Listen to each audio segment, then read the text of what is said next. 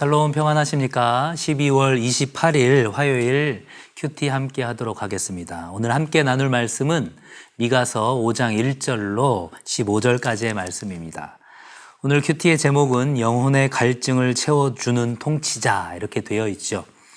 오늘 이 미가서 5장의 말씀은 이전의 4장에서 장차 도래할 하나님의 나라가 어떠한 모습인지를 살펴보았다면 이 5장에서는 그 도래할 하나님의 나라의 통치자, 그 통치자의 모습에 대한 구체적인 묘사라고 할 수 있습니다.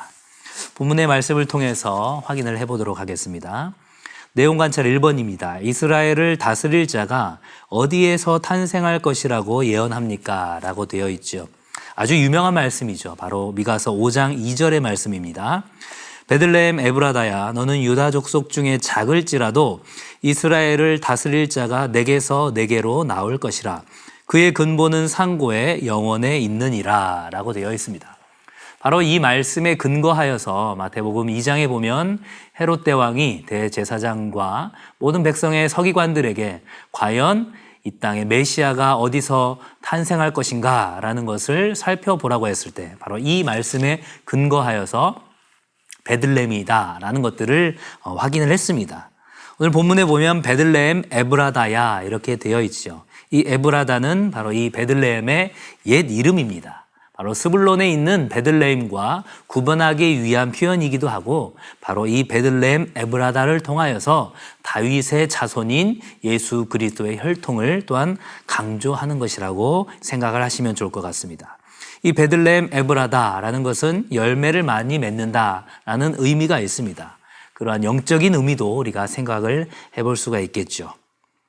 이어지는 내용 관찰 2번을 볼까요? 이스라엘을 다스릴 자는 그 나라를 어떻게 통치할 것입니까? 라고 되어 있죠. 4절과 5절을 보시면 4절의 전반적인 내용은 어떻습니까? 자기 백성을 돌볼 것이다. 그리고 안전하게 거하게 할 것이다. 이런 내용이 있고 이어지는 5절에서는 어떻습니까? 바로 이스라엘을 대적하는 그 대적들을 물리칠 것이다. 이 통치자가 그런 일들을 할 것이다. 라고 지금 이야기를 하고 있습니다. 3번을 볼까요? 야곱의 남은 자를 어떻게 묘사하고 있습니까? 이 선지서에 있어서 중요한 표현 중에 하나가 바로 남은 자라는 것입니다. 선지자를 통하여서 심판과 그 모든 것들을 이야기하지만 남은 자들을 통한 회복을 이야기하는데 미가서 역시도 이 남은 자에 대한 회복을 이야기하고 있습니다. 7절에 보면 어떤 표현이 있습니까? 여호와께로부터 내리는 이슬 같고 풀 위에 내리는 단비 같다.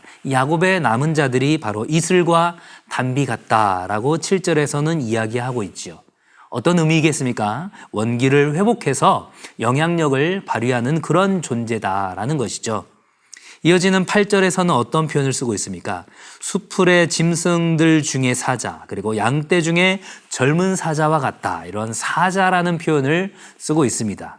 바로 이 야곱의 남은 자들이 힘있고 강대한 그런 다른 나라들을 압도할 그런 존재이다라는 것들을 표현한다고 생각하시면 좋을 것 같습니다.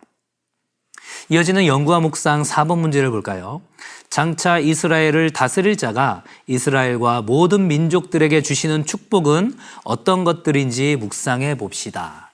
오늘 본문의 1절을 보면 이스라엘이 당할 어떤 수치와 그런 수모를 이야기하고 있습니다. 1절 마지막 끝에 보면 어떻게 되어 있습니까?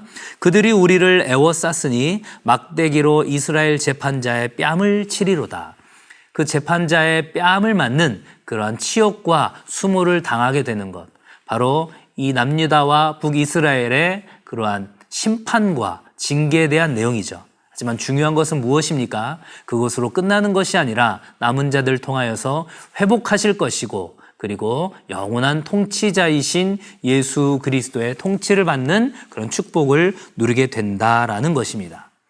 오늘 본문의 4절에서 6절까지의 말씀을 보면 하나님께서 이 이스라엘을 창대하게 하실 것이고 그리고 대적들을 황폐하게 하실 것이고 그리고 그 모든 어려움과 환난에서 건져내실 것이다 라는 것들을 이야기하고 있습니다.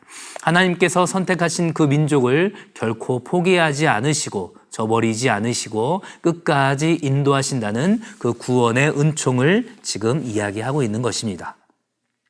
마지막 삶의 적용 5번 문제를 볼까요? 나의 삶에서 그리스도의 이름이 단비와도 같습니까? 세상에서 억압당하는 자들에게 예수 그리스도의 이름을 가진 내가 단비와 같은 영향을 미칠 수 있는 방법을 생각해 봅시다. 오늘 본문의 이 5장 2절은 예수 그리스도의 탄생과 관련해서 참 많이 인용되고 있는 부분이고 그것들로 인하여서 우리가 강조되는 내용입니다. 중요한 것은 바로 그 영원한 통치자 되신 예수 그리스도께서 야곱의 남은 자들을 이슬과 단비처럼 여기신다라는 것, 그리고 그렇게 사용되게 될 것이다라는 것들을 우리가 기억해야 합니다. 중요한 것은 그 남은 자들의 스스로의 능력이 아니라 그렇게 능력 부어주시는 하나님의 힘으로 말미암아 그렇게 된다라는 것.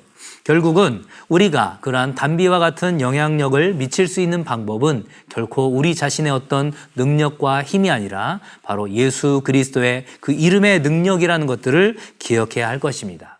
우리 안에서 예수 그리스도의 그 이름의 능력이 나타나기 위해서는 바로 성령 하나님과의 온전한 연합이 있어야 하겠죠. 성령의 충만함을 덧입고 그래서 내가 하는 것이 아니라 하나님께서 그 모든 것들을 이루신다라는 것들을 내가 먼저 경험하고 그 사랑과 축복을 흘려보낼 때 예수 그리스도의 그 이름의 능력이 우리를 통하여서 나타나게 될 줄 믿습니다. 바라기는 우리 모든 성도들 역시 예수 그리스도의 그 이름의 능력을 날마다 덧입고 그 이름의 능력을 다른 사람들에게 그런 구원의 소망으로 흘려보내는 중요한 축복의 전달자가 될 수 있기를 주님의 이름으로 간절히 축원합니다. 감사합니다.